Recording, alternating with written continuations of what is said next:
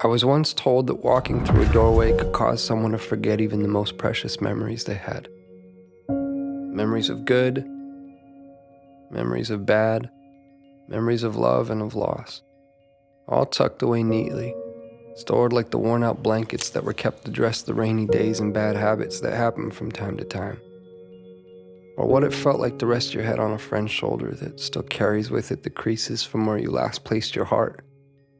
Just like that. Gone within a single step. That somehow 3 beams in an imaginary line drawn across some old aching floorboards were all that stood between you and the infinite silence of the very things that once colored your mind with sound. It's funny. You can make yourself believe almost anything if you think about it for long enough.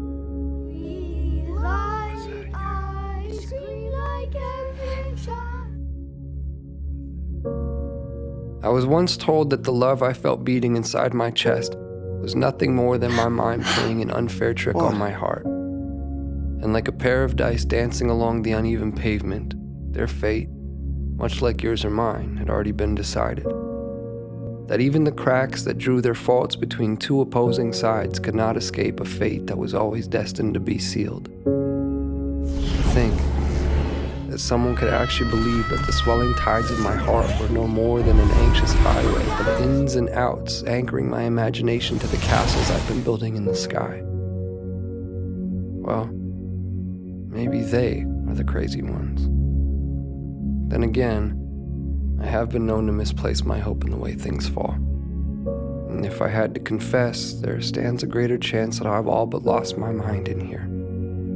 So I suppose it's better off this way. Because I've always believed that the odds of finding what you seek tend to favor those who are open to seeking them in the first place. And I, for one, have never quite understood how odds stand to get even without that frame in mind. To be clear, I've seen a million faces. I've seen a million different faces, each one mirroring that of your own. And still, none of them have felt like home to me. None of them have felt like you. So here we are. And I can vaguely and strangely trace your outline.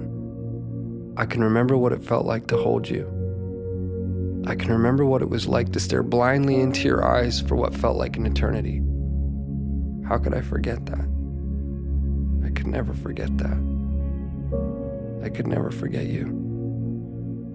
No matter how long it takes for my words to make their way through the vastness of this place we've called home, I unto you and you unto me, I say them and will continue to do so. Day after day, night after night, never knowing if you'll actually hear them. There's no place for time here. Just overlapping moments where I thought I'd found you, where I thought I heard the sound of your breath, where I felt your heart as it waited patiently for mine, retracing the steps that we left in the life before last. Before our eyes closed, before the great divide, before a doorway stood between you and me. As it stands, I found myself in that doorway again, with both feet in and your heart on my sleeve, but I can't bring myself to walk through this time. Not yet, at least. Not until I take one last look and see that it was you, that it was always you. Our hearts strewn across those old fragile floorboards, the silhouettes of each and every one of our memories playing out like a story that we both know we've seen before.